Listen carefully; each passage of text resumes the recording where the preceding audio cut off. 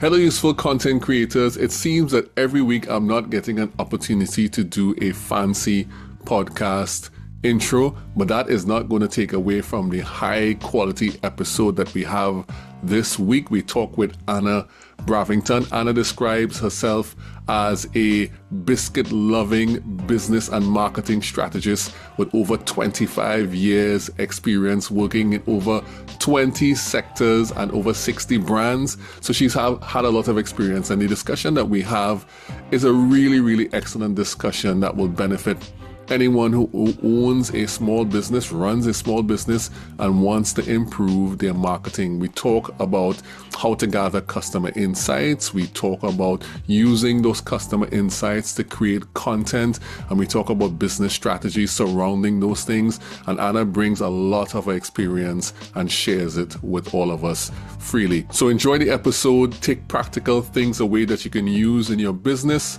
and let's make useful content.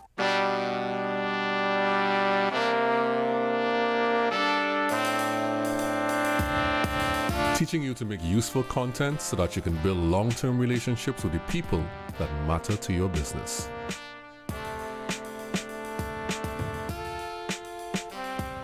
Hello and welcome to the Useful Content Podcast. And today we have a brand new teacher in the Useful Content Classroom, Anna Bravington. Hi, Anna. Hi, great to be here. It's great to have you on, Anna. We know each other from LinkedIn, and I was once able to grace the halls of your podcast, Crossing the Content Chasm, and that was a good time. And now you're here on my podcast, which I'm happy to have you on. It's so good to have you here. Same. So glad to be here. It's get to see how what it's done from the other side now, because I had to be the host last time. Yeah, and a good host you were. And today we have a lot to cover and talk about, because we're going to be talking about do-it-yourself marketing strategies for small business. And that's something that is very important for anyone who wants to build out their business. But before we get into the actual content, could you tell the people what you do and how you help your clients make useful content?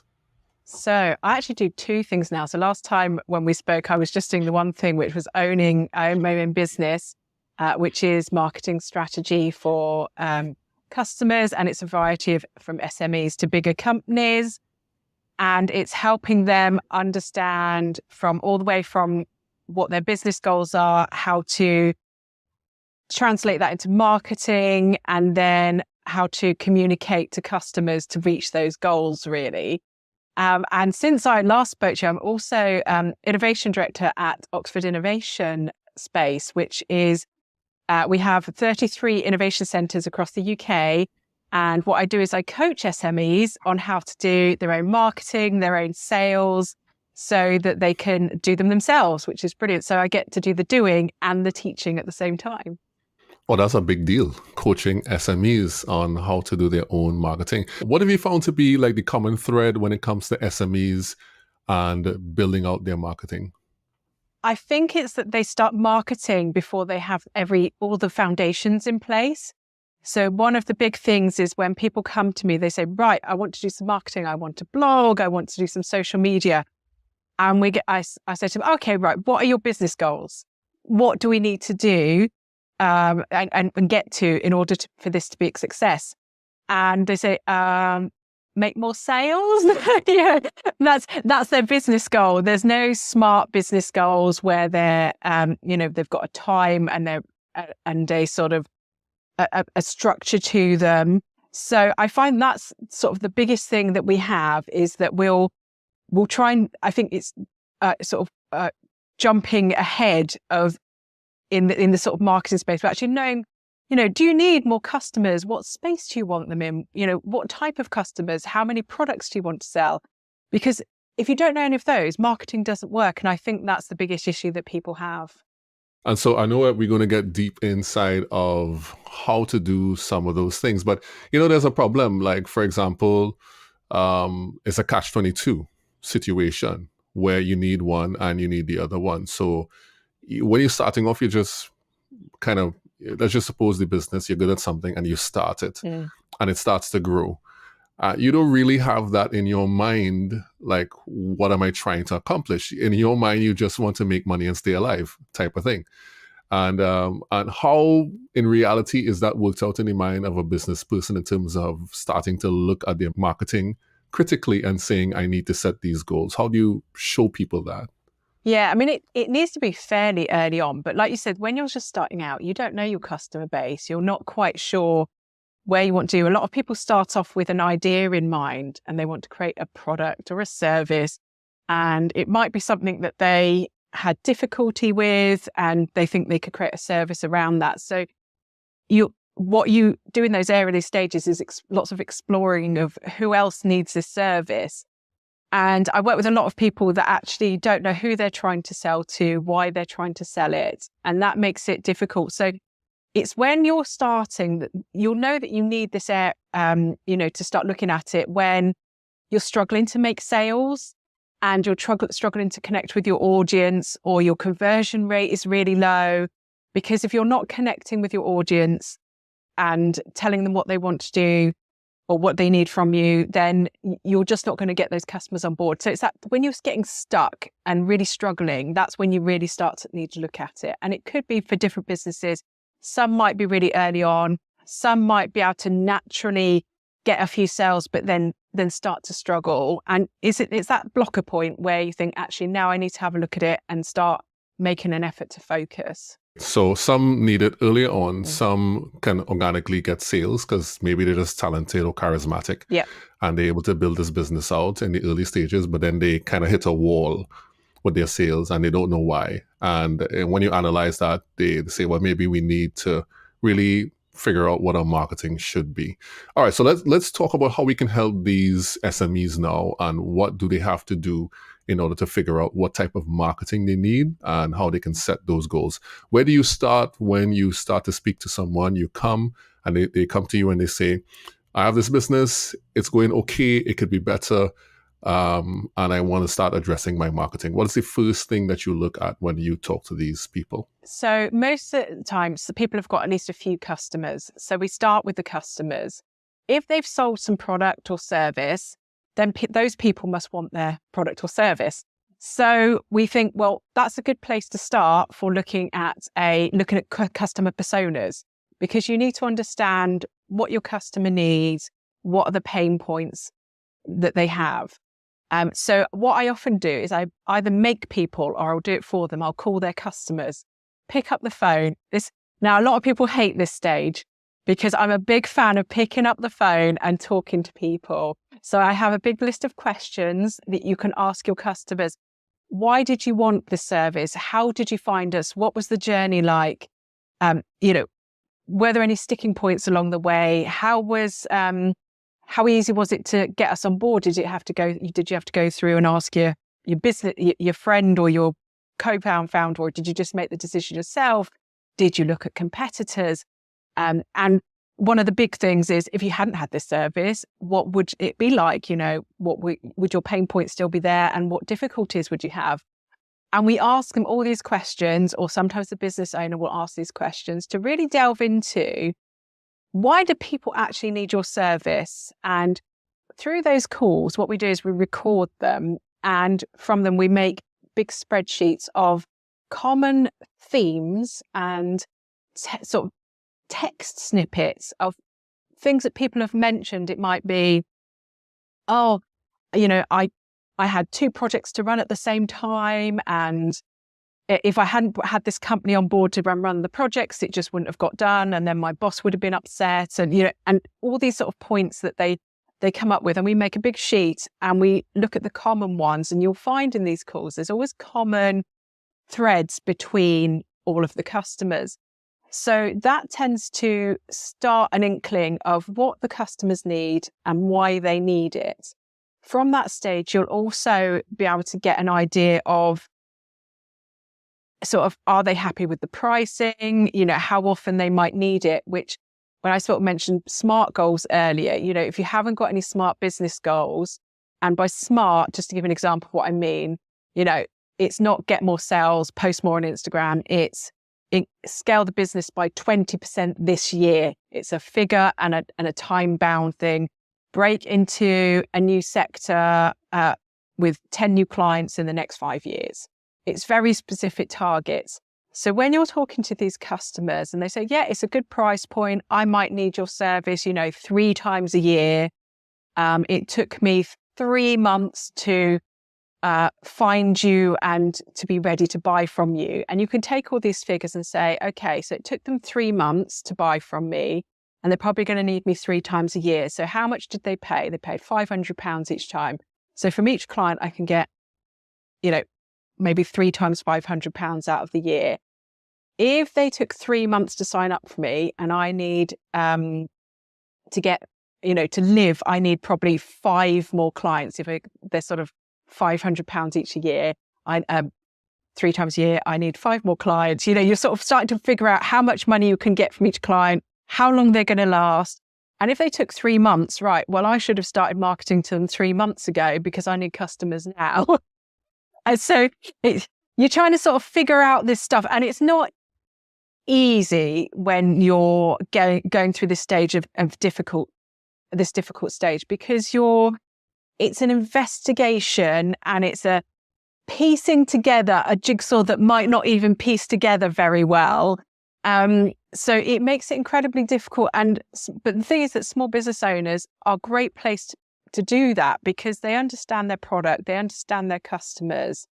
And when they're talking to their customers and getting feedback, they can, in their head, try to piece together their understanding of, if I've spoken to 5 clients, 3 of them are in tech and said it was really useful to them, and 2 were in HR and said it wasn't useful. Okay, then I've got the tech sector, and they're the people that I need to target. So there's no one answer to this stage that we do, because it is a big fact-finding mission, but it is really, really valuable. And if you haven't got any customers at this stage, so say you're struggling to get customers, what I do is I just phone potential people up. So they're not customers, but I ask them similar questions.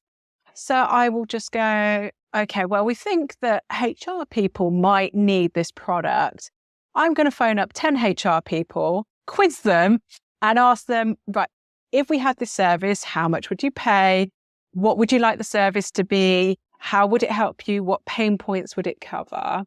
So there's this huge bit of, and with SMEs, it's very, very difficult because you do have to do a lot of it manually. You don't have reams of data. I've worked for big e-commerce retailers before, and you can just dive into the data and have a look through, and it all becomes obvious. In SMEs, you tend to have to sit there, get on the phone, manually ask people, and it is a bit of legwork, but it's so worth it, because once you've done that fact-finding mission, you're presented with actual real figures and insights into why people are buying from you or not buying from you. And then you can sort of figure it out from there. Yeah, the thing is going to pass again. Okay, wait, hold on 1 second. Okay, I can hear it. I know you can't hear it, but I can hear it. I want to make sure it doesn't come on the recording. All right, okay. So that's great stuff, and I love. So that's great stuff, and I love what you highlighted as sort of great points there, Anna. I think I want to just zero in on a couple things. So the first thing I want to zero in on is the fact that it seems like you need a lot of detail when you're going through these things. Like it's not just these people might be, but it seems that you try to drill down and get down into the detail of why, what would their life be like, and you ask us sort of very specific questions. And the second thing I think that's important is that one of the biggest questions I hear often is, well, I don't have any customers. How do I know what customers I should get, or how do I know who is my ideal customers? And I like that approach of, at the beginning, you have to make some assumptions because you just don't have any data. And through making the assumptions and kind of pursuing those assumptions, you begin to get a sense of, oh, this might actually be a thing for me, or this might work. And in that process, you discover, okay, this might be the client that I need to target. And you discover in that process. So, with all those things considered, is this something that a business owner should even undertake for themselves, or should they always hire somebody external to engage in this process for them? It's a really good question. And I think they can undertake it themselves. If they have someone, so if there's more than one of them in the business, if there's someone who's not customer facing, who hasn't met the customers before, they're probably best placed to do it, because if you've already got a relationship with customers, it can be a little bit awkward and you're going, what don't you like about me? And, they're not always so honest. And when we've done it, I've done it for customers and my colleagues done it for customers, it's been very revealing, and they will say stuff that they wouldn't say normally. So it can be useful, even if it's just the phone calls, to get someone else to do it. Doesn't have to be employed. You could, if you've got someone, your great aunt that's really good at making phone calls, get them to make the phone calls. You know what it's like in small business. We get everyone involved. So if you've got someone you can, it's better. For example, a business that I work with, they got their marketing chap who hadn't had any customer facing role. He did the calls, and that worked really well because he knew about the business, but he wasn't the face and they didn't know him. So it was a bit that they would say more to him because they knew that it wasn't him that they'd had to deal with. So it is difficult. And also you have to think for different personality types, that depending on what your personality type is, sometimes it is harder to make phone calls. If you are more introverted, people that are neurodiverse, I have ADHD, so I'm quite outgoing and I quite like giving phone calls. But if you did not like that, my son has autism, he would hate picking up the phone to people. So, thinking about the different personality types, if you're really struggling with that, it is something you can outsource. And it doesn't have to be to like someone like myself. It could be like a virtual assistant or someone who can just do a tiny bit of help and do that difficult task for you.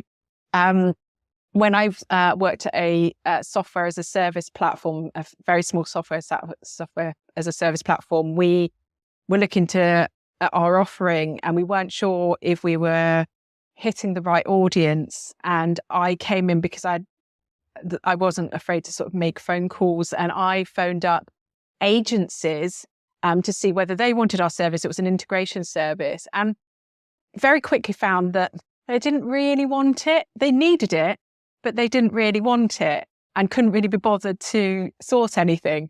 So we discounted those. And then I spoke to loads of people in different platforms like point of sale platforms and e-commerce platforms. And there was much more of an interest there because they want their platforms to connect to other platforms. But if you create your own integrations, they're hard work and take a lot of upkeep. So they like the idea that we would do that for them. And so we decided to pivot that way and make some partnerships and a partnership program. And I phoned a lot of people, and I went to quite a few networking events as well to find all this out, and visited some offices of different people. And it did take a few months in total, but we got to a stage where we're like, okay, this is where we need to go. We found a hole that needs filling and we can do it, and it works. Yeah. It seems like it's a really involved process. Yes. And it does take a lot of doing. So it might be useful for them to give somebody else to do. And I'm thinking, if this person is an amateur, like for example, if you, like in your example, if you hire your great aunt, yeah, and she's not accustomed to having these conversations, it might be a little stressful for her. Yeah. So maybe, I don't know, maybe you could hire someone to do it or something of that sort. But yeah, for the people who really, really, really, really insist on doing it, or maybe they can't afford to hire somebody based on their current cash flow, what are some of the key questions that a business owner should be asking a customer or potential customer in order to find out what kind of information are they looking for, and the key questions they should ask in order to find out what they can use for their marketing? So starting with the first sort of questions that I actually ask about the person and their role. How many's in their team, what they do day to day, who they report into, because that's really interesting for finding out the type of person in an organization that you need to hit. Then I start talking about, why did they go on this search for this product or service, or where did this sort of initial I need something come from? So asking them around, did they start searching for it themselves, or did they see an ad or something that suddenly ticked in their brain, I need this service? And then we talk around why at that point that, whether it's they needed help or they saw something, what was it? What was the thing that made them pursue it? Why did you pick up this phone to the person? Why did you message them? What was the turning point? Because there's always a turning point where someone's doing nothing and then suddenly goes into action. And then once we've sort of established sort of why they went into action, we ask about how long that time frame was. So was it that they saw an ad and they immediately sprung into action, or they saw a need and sprung into action? Or was it 4 months, 5 months, 6 months? Because that's really useful for understanding maybe the beginning of the sales cycle. And then what we do is we normally ask them about their journey to the customer. So that could be, how they found the customer, where they sort of found them, did they find them online, etc. How many emails or interactions did they do with them? What questions they asked when they needed to be onboarded? What any obstacles they needed to overcome to get on board? For example, was there an issue with price or invoicing? Was it that they didn't have enough time? To just really find out sort of that entire journey from their perspective, getting on board with the company. And then we ask about competitors. Did they consider any competitors? Why they didn't go with them? And then we talk about the first stages of when they're with the company. How easy was it to onboard? How easy was it to work with them? Did they fulfill everything that they needed to do? Sometimes in this stage, some really difficult things come out, like, oh, it was awful. They didn't answer my emails and things like that. So you get lots of really tasty tidbits around there. And then sort of we just talk a little bit about the service in general. We tend to get them to give us some keywords that would describe the company, as happy or, useless or joyful, or just some different ones that just sort of describe the company. And then after that, we talk about the issue that they had that we talked about at the beginning of the conversation, and do they think it's fulfilled? And if they hadn't found this company, what would have happened? Would they have tried to find someone else? Would they have got fired? Would they, what would have happened? And what would their life be like now without this company? To get a sense of how much it's changed. At that point, if there's something really juicy, you can potentially turn it into a testimonial as well. So these are really good, these conversations. And what I do to help save time is I record my conversations and I pop them into Otter AI to transcribe them as well, which is really useful. So just thinking about SME business owners that don't have much time, it can be really useful to transcribe them. And then what you could do is if you like ChatGPT, getting into the AI era here, you can pop those conversations. If you've got the Pro account, you can pop a load of Word documents in and you can ask it to summarize them and actually pick out key themes and that if you're short on time. I do it manually most of the time because we're experts at picking out those things manually. And when we've spoken to multiple people, we've already got themes and that going on in our head. So we already know. But you could, this is where AI really is good at helping because it can spot patterns. And that's what we're doing a lot of the time, trying to spot patterns in the conversations of what people are talking about. And then what we do from there is we create a document with sort of just the sections and little just snippets of conversation of, if they said when they signed up, they didn't get many emails, that will go in there. But it might be that we get a theme that onboarding was really easy. So then that's a nice big theme that we put in there. And we try and condense it to just like for each part of those. So sort of the onboarding, the finding them, the being with them and then how they feel now. It's literally, it only comes down to about 4 bullet points each, you'll find, where it's narrowed it down that much. So it's a really good web place to start. And then from that, you get lots of useful information. So for example, the voice and language that they use to talk about the pain points and how you helped. Goodness, that makes great content for websites. You know, you can use it in your marketing messaging. It's absolutely brilliant. So this is not just a thing. I'm a big fan of reusing stuff. So although this is to help you define your audience and your customers, you've got tons of website content from this where people have given you their pain points. And also you probably find there's a few blogs that are in there as well, because people have said they've had certain issues. And I'm like, oh, that's a good blog.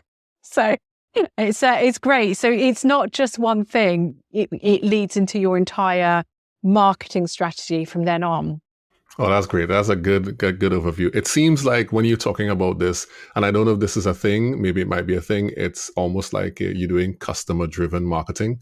Yeah. And it's taking all these insights, which are real, and which are from the people who actually want to buy from you, and then now creating those marketing materials that are relevant to the people who would buy from you. So you're creating, essentially taking real people, but creating an avatar to sell to. So this one person is like another person who is like another person. And what you said just then too is that the first question that you ask, like, what was a moment of decision? And I think, and you know about the jobs to be done framework. You know about that framework? I don't know. I don't think I know that one. Yeah, jobs to be done framework. Bob Moesta. Okay, it's a framework that's pretty popular among marketers. So one of the things that there's a guy called Bob Moesta. He talks about it. He's one of the co-creators of the Jobs to be Done framework. What he says that when you ask the question, it has to be, there's a time when the customer says, today is the day when. Yeah. So like you have a problem, and it's an example I always draw is like you have a dripping faucet, and then the drips gets bigger and bigger, and it starts to run, and there comes a day when you're like, this is going to flood my kitchen. And you say, today is the day I get this fixed. And therefore you have to look for somebody. So that drove the decision for you to find someone. And if that person is out there talking about, the dangers of leaking faucets, and they've created content, or their marketing is around how you keep your house from getting flooded, then they will be the one that will get chosen if they're easy to find and all those different things. So I think that's great insight.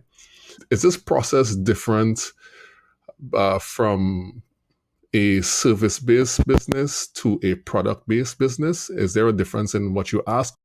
It does depend on the sector, because it depends on B2B.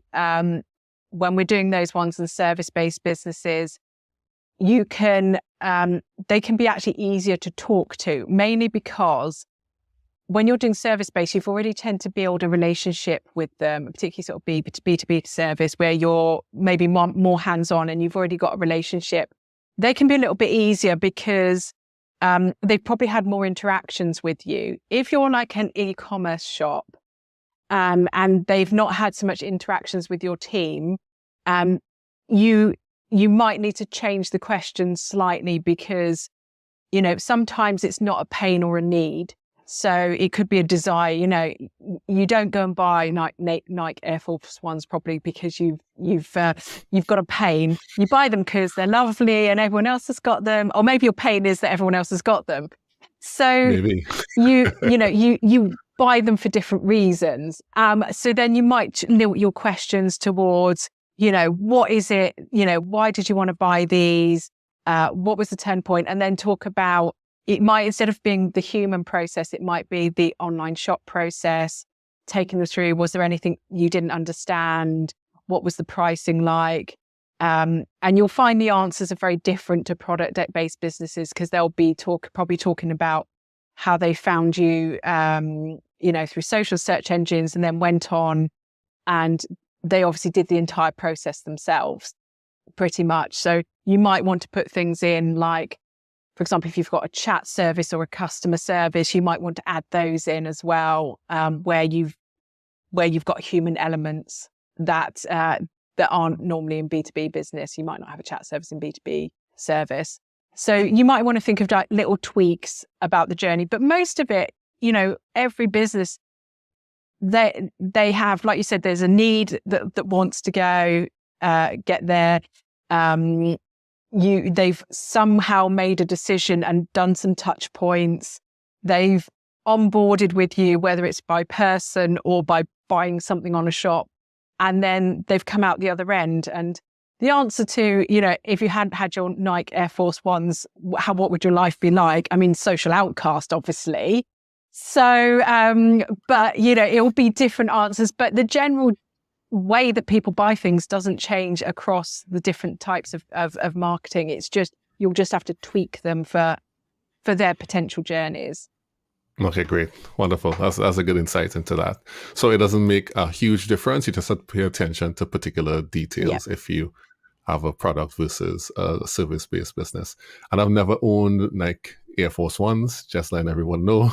Me neither. I can't afford them. They're too expensive. It's too expensive. I used to be so obsessed. I gave up on Nike last year. I'm like, I'm done. My relationship with Nike is over. So I'm now a Saucony guy for running shoes and so on. So, yeah. Okay, so all right. So let's talk about a couple last points. So I know one of the things that you talk about is like tightening of the processes, and that will make marketing less time consuming. What do you mean by tightening the processes? You're talking about like how do they discover who to market to? What is meant by tightening of the processes? So for me, processes sort of underlines all of marketing. And I think the problem is that a lot of marketing is done quite ad hoc, which is my worst fear. What happens is, someone will just suddenly decide, I want to talk about this today. I want to talk about this in the future. And it doesn't matter if you're a one-person business or you're a 100,000 person business. This always happens. Whether it's, your big business and the CEO goes, oh, can we put out something about this? Or you're on your own, you've been really busy, and you suddenly decide you want to talk about something. And the problem is, if it's really random and ad hoc, there's no purpose behind it, because you might want to talk about something, but is it actually in line with what you need to talk about? Is it in line with your customer? Is it in line with those business goals? So for me, the process is about starting from the top. So like I said, starting with those smart business goals. Do you want to sell products in 5 of the UK's leading supermarkets in the next 5 years? We'll take that one. So if that was my business goal, it might be quite tempting at some point to put out a post on, my product and how it's I'm selling it at a local market, which probably isn't in line with getting it into supermarkets, because you're talking about local rather than global. So, but that often happens if you haven't got this direction that you're going in. So you set your business goal, and then from that you set your marketing goals. So if I want to get this product into 5 UK supermarkets, I need to look at my sort of the content I'm putting out. Is it appealing to buyers at supermarkets and to customers of supermarkets rather than maybe the local farmers market that I usually sell at? So then all of my content needs to be around that. I want to get them into, so Tesco is a big supermarket here. I want to get them into Tesco. So let's start looking at Tesco's posts. What are they talking about? Who's the buyers there? Let's start tagging them in. Let's start talking about the same things that they're talking about, so that I'm getting in there. If I start talking about selling, 2 products or, the difficulties of setting up early in the morning, that's probably not going to resonate with the people I'm trying to get to.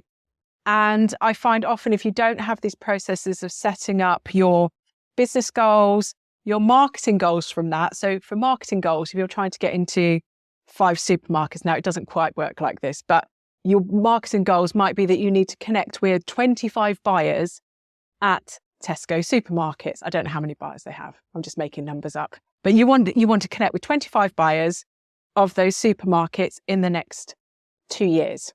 And then of those 25 buyers, I want to have had conversations with 5 of them. So that's where you go, right, I need to have conversations with these 5 buyers from these supermarkets. Right, how can I market to get their attention and to build those connections? And the marketing could be across, social media. It could be a one-to-one sort of ABM strategy where you're targeting each one individually with messages and useful things. And then that sets your entire strategy. And with that, you've got to be quite targeted with your content. So you've identified your buyers, and then you need to look at how often you're posting, making sure throughout the week that you do a calendar. So this is my process. You've got to have a calendar. What am I posting about on each day? What can I think about? Because otherwise, if you don't have a calendar and you don't know what you're talking about, then you lose track and you start posting for the sake of posting. So it's really difficult. And then you think, well, I need a webinar, because these people are really interested in X thing. So I'll build a webinar. But once again, you need this process of understanding why you're doing it, who you're targeting, and what they're interested in.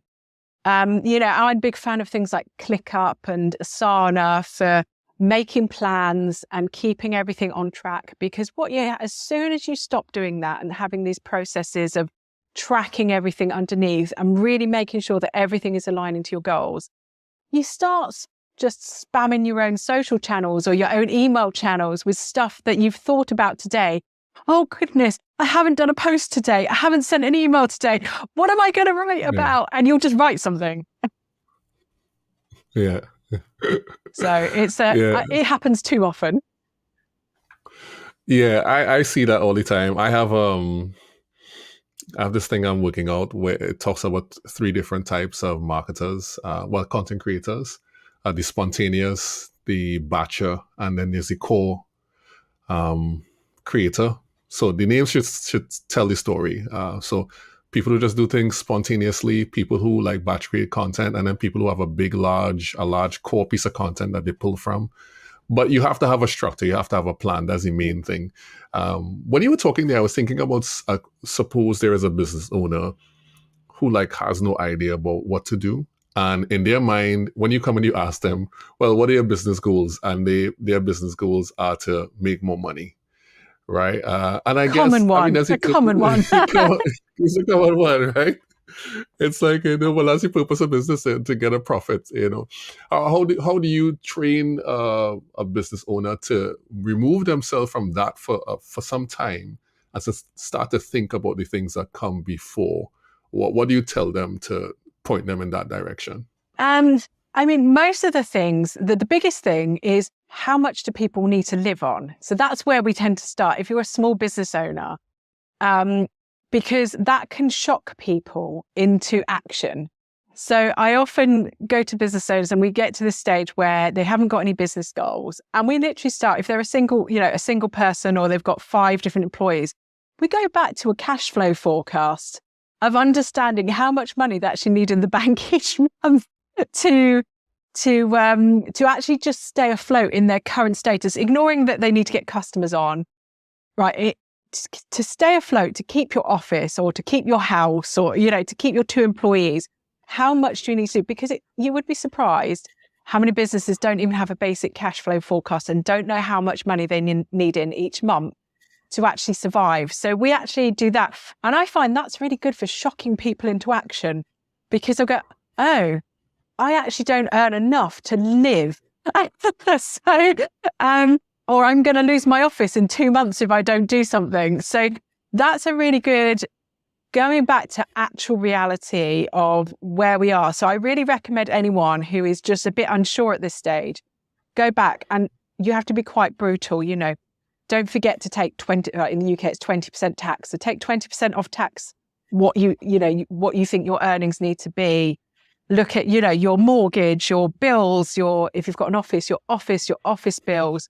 What if your computer breaks down? You need to split that cost probably across the year, travel, food, everything, break it down, go really back to basics and go, right, okay, this is going to scare me, but how much do I need? Because from that, great business goals come because you've got the facts and you know how much you need to live on. So then you can say, right, okay, I need to increase my, my turnover by 10% this year to actually live, So that's a base business goal. It might be that sometimes you do base and stretch goals. So you've got a base business goal to live. I need to get 10% more, to live really comfortably. I need 20% more. So you can set 2 goals and try and reach the first. And then if you reach the first, go to the second.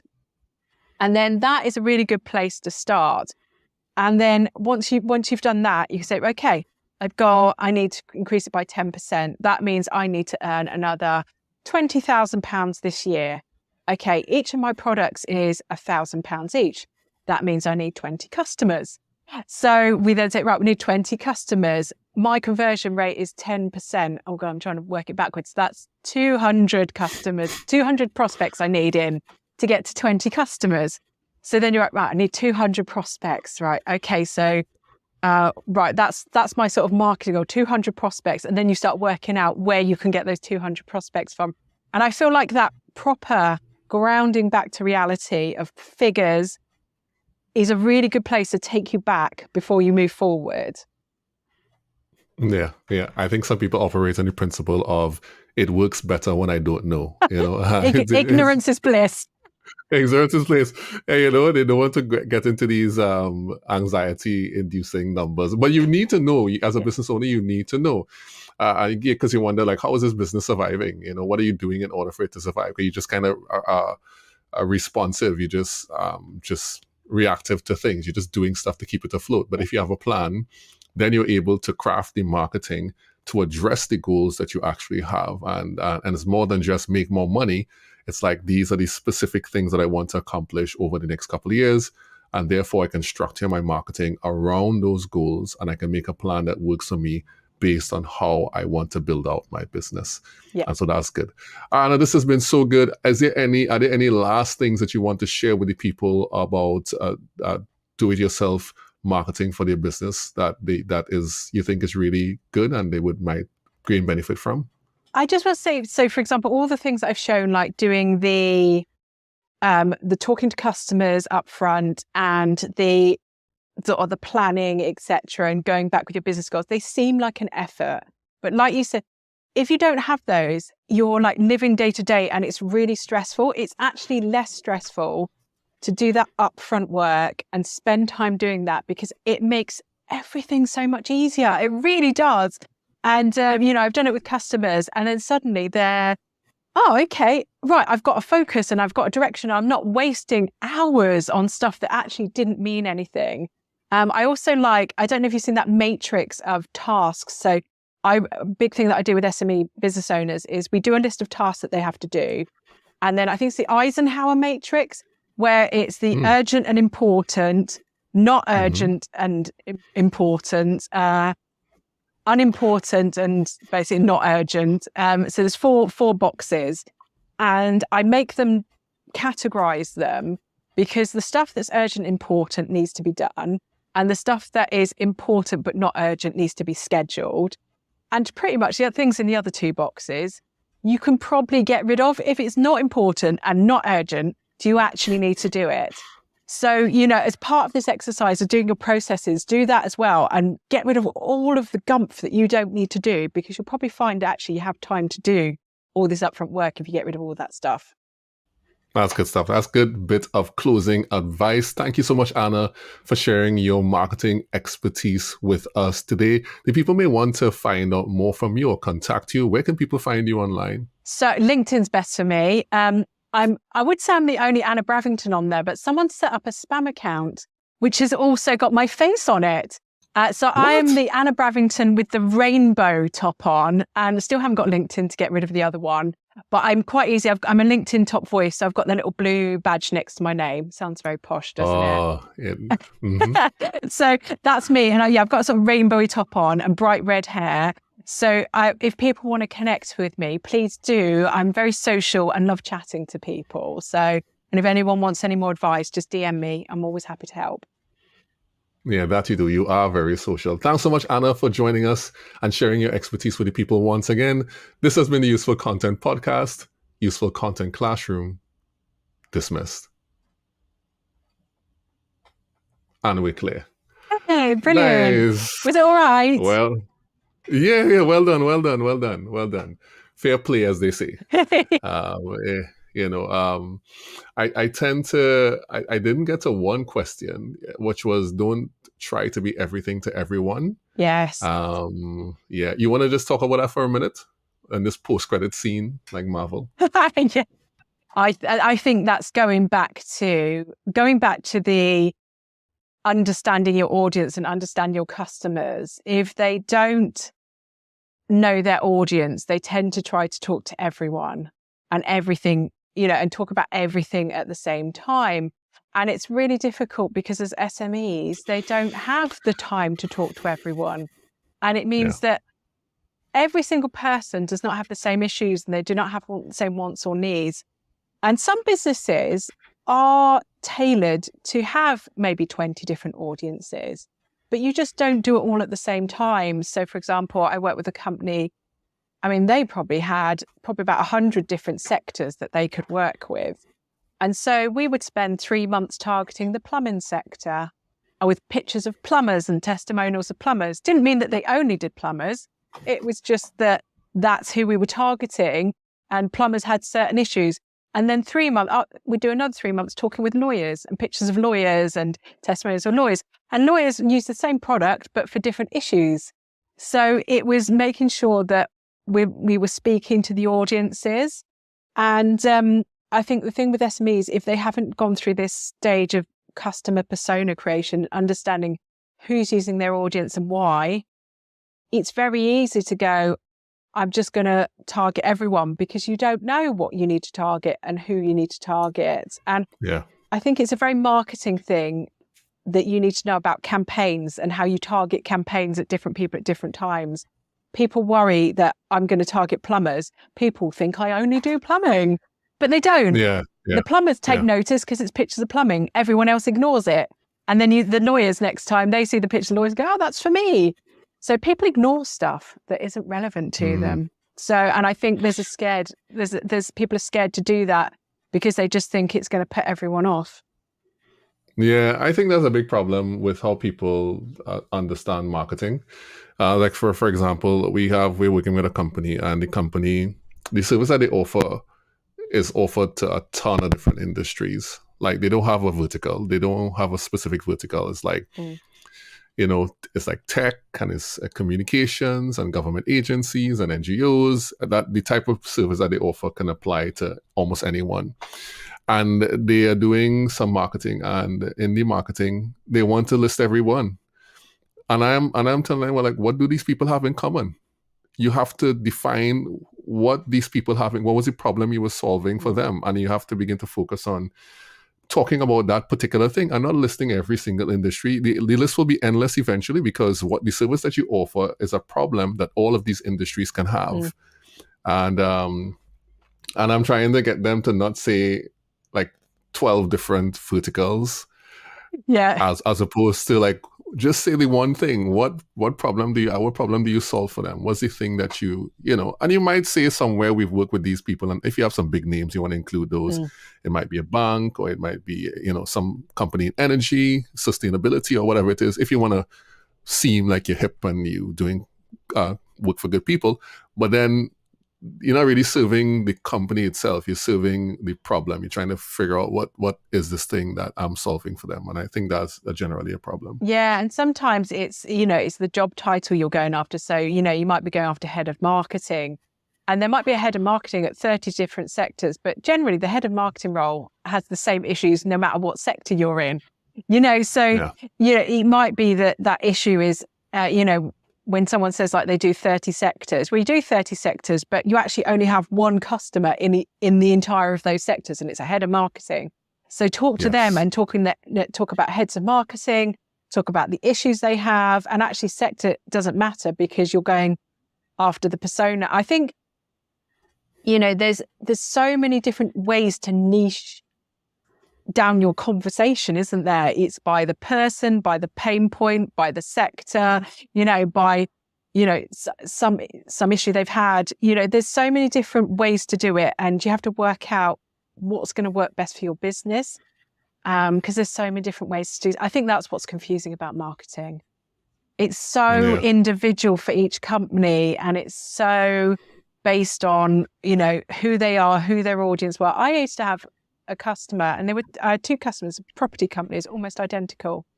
And yet the same thing did not work for them. There was a slight tweak in their audience, and the same thing didn't work. So you couldn't go, oh, that worked for so-and-so, so it'll work for you, because it didn't. It was really, really interesting. And, I see that, you see it all the time with businesses. They look at their competitors and go, oh, that's what they're doing, I should do that. But it's not always what they should be doing. It's these research tasks are so important at the beginning, chatting to your customers or potential customers and really having a conversation with them. I think that's lost a bit in marketing now. We're all very data driven. But actually, even when I headed up digital marketing at Game, we had an insight team that had a real customer panel, and they talked to them, and they got so much wonderful insight from them. It was amazing. Mm-hmm. Oh, I have such big stories about this for my personal and business experience. But I don't want to keep you much longer. That's fine. This is like the post credit. The post credit might be a different show altogether. But I agree with you 100%, and I think that's lost on a lot of companies and as well as marketers, because sometimes we don't advise people well. We want to do the quick and dirty thing and just kind of like we maybe run ads or or something up, and then A/B test along the way and figure it out. So for business people, you have to experiment for yourself, and you have to get into your own customers and get own data from your customers to figure it out. You can't just look at a similar business and say, I am them, right? Yeah. Because if you are them, let's just suppose, and there's somebody recently who I heard talking about a situation where they were talking about positioning, and they were saying that they were working with this company who gave this particular service, and every time they were going to pitch the service, what the people would say is, oh, you like these people, and they would describe them as the bigger company. Now, when you get that response in a pitch, you could tell where the people's heads are already. Yeah, they are going to say, well, maybe you might be a little cheaper, but they are more experienced, they can do it better, and so it's part of it was a positioning problem, but the other part was that you can't just look at somebody else and say, oh, let me just do it like they are. You really have to dig into what makes you different and differentiate, and talk to your customers and find out what they say about you. I love those conversations. I really do love them. I love to talk to the clients of my clients and hear what they have to say. Yeah. And they tell you things that they would never, ever say to the actual client. They're like, Yeah, it's so fun. It's so fun, and I absolutely love it. And it's funny, as a business owner myself, sometimes people, we like to talk about sort of like our differentiators, because myself and my colleague from my business, we're both ex-programmers, which surprises people. So we're quite techie. So our USP, we tend to have a lot of tech clients because we're ex-programmers. We understand what it's like to build stuff. We also understand what it's like to be able to try and communicate that stuff to people. So for our niches, it kind of came from that experience. Oh, marketers that know tech. That's really interesting. The only problem is when you're known for being techie, everyone gets you involved in tech things, which is wonderful because I love tech and a bane at the same time, because I'm a software background. So, programming and software. I don't build computers. I'm not a hardware person. Yet when people hear computing, they hear, they think you can do everything. Oh, so install Windows for me. Yeah. So it's funny because it's nice because that's our sort of USP, and that's something a bit different about us, to someone else that might have done marketing strategy. And also, I've always been a business mentor for many years, and Anne-Marie is also a trained business analyst. So this is why we talk a lot about business goals. This is where this comes in. And at Oxford Innovation Space, that's the innovation director is like a business support mentor and coach. Marketing is my obviously area of specialisms. And so we're a bit different. And this is what we try to do, because we could make ourselves a bit like other strategy agencies. But actually, you know, we got the business side, so we understand business. We've got the tech side, so we understand tech. So we have to think about us as, you know, people make an organization. What makes us different? What makes us a bit unusual? And that is some of our differentiators. And we may offer the similar service, you know, marketing strategy, or we do a bit of business strategy as well as other people. Like you said, you've got 2-It Business offering similar stuff, but, you know, we have some very specific things that we're good at and that are unique to us. So you have to start picking those out and then working out what customers are going to find those important to them, I think. Yeah, I when we talk to customers, we have this trifecta. It's your values, your expertise, and your story. Those 3 things, right? What do you believe in? What are the intangible things about you that won't change? Your expertise, what are you good at? What are you trained in? What you've learned and honed over the years that you can serve people with? And then what is your story? How did you get here?